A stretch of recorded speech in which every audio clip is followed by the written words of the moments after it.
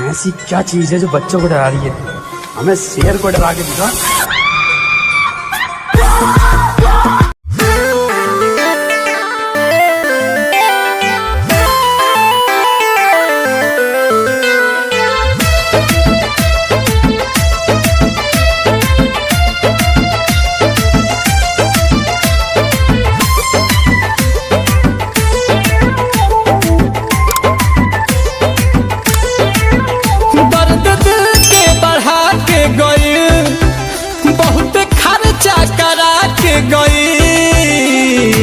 जे भात दोनों खाली बा ठंडो लगता।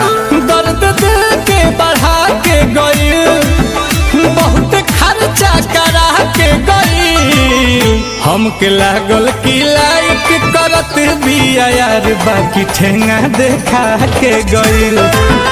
हमके लागल की लाइक करत बिया यार, बाकी ठेंगा देखा के गई।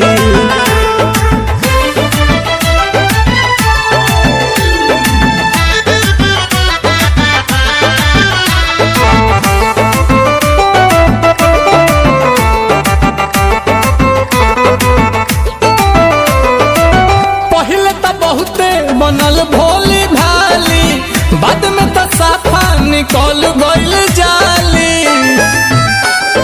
जेब भइल खाली, पहले तो बहुते बनल भोली भाली, बाद में उ साफा निकल गइल जाली।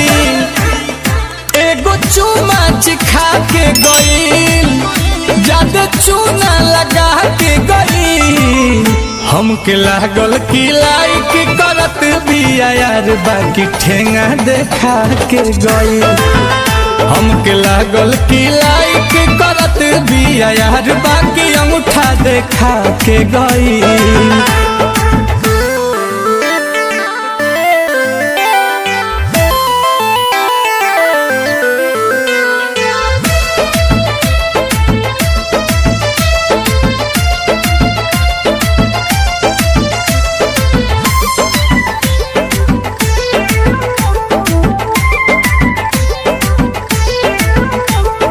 किस्मत में मुर्गा देले बाटे अंडा, सुनील कोमल हो रही जाई है मांडा, बढ़ल जाता ठंडा।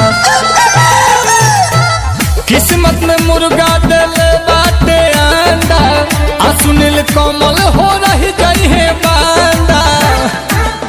पहले टेलर दिखा के गई, कि अधवे फिल्म बना के गई।